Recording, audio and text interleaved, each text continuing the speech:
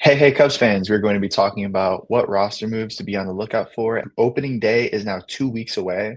We're going to address what the big league team is and what the veterans that we signed, who will be a key organizational depth piece, and who will be looking for opportunities elsewhere. As I said, we are 2 weeks away from opening day. If you guys are excited to see what this 26-man roster will look like, hit that like button.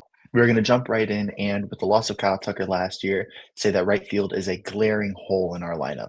And while we believe that the solution is by placing Matt Shaw in right, let's say Suzuki DH against left-handed pitching, then put Seiya Suzuki in right against right-handed pitching and have Ballesteros DH, that puts too much stock in Matt Shaw to hit well. And the struggles that he had early in the season and in June at least give enough reason to have some organizational band-aids for the year in case his hitting development doesn't go as planned.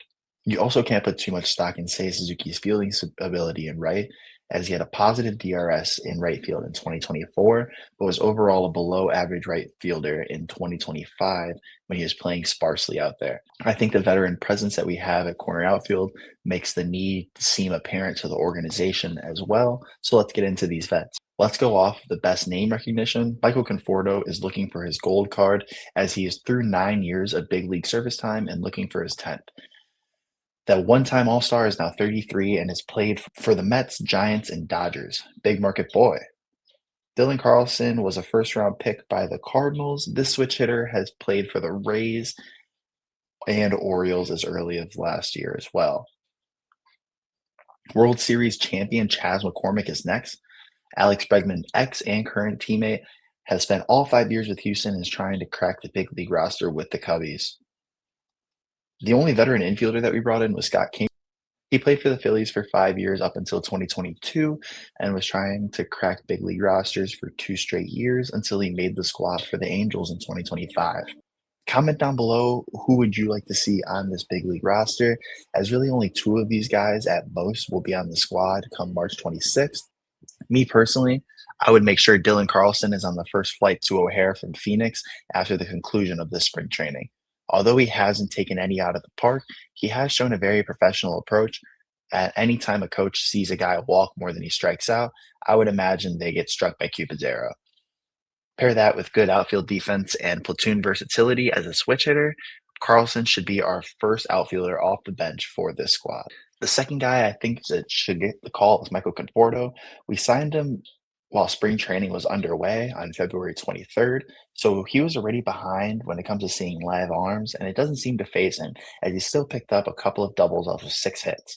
Striking out 32% of his plate appearances so far is scary, but I would attribute that to him being behind the 8 ball, as he normally strikes out around 24%. I think that we will sign Conforto and use him as a platoon bat, the way that you saw the Giants optimize his bat in 2024. If he does end up being around a league average hitter, I would actually see this as an overall plus for him as the last man on this roster. Everybody, please share and subscribe if you guys like what like the content that is going on. We are so close to 1.1K. I think once again that we are going to hit 1.5 by opening day. That is 2 weeks away. I'm very ambitious, but I think that we can do it, especially with the content that we have rolling out. So long as you guys like it, obviously.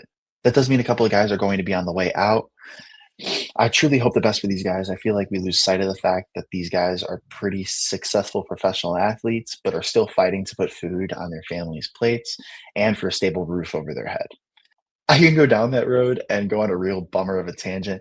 I'm going to keep it positive and hope that these guys try to stay with the organization. Chas McCormick just hasn't drawn a walk at all this spring. That means that he's struck out more than he's gotten on base so far. He has picked up 3 doubles, but couldn't slug his way to a better OPS. Speaking of OPS, Scott Kingery so far has Angel numbers of an OPS of 555. This former Angel is probably not too excited to see those numbers. Bad joke. What has been bad is that Kingery clubbed the homer in his 5 hits. I would see Kingery for sure as an Iowa Cub this year as organizational depth piece as the young prospects work their way up. And I'm going to talk about those young prospects in our part 2. Make sure to subscribe where we cover pitchers and prospects. Thank you all for joining, and as always, go Cubs go.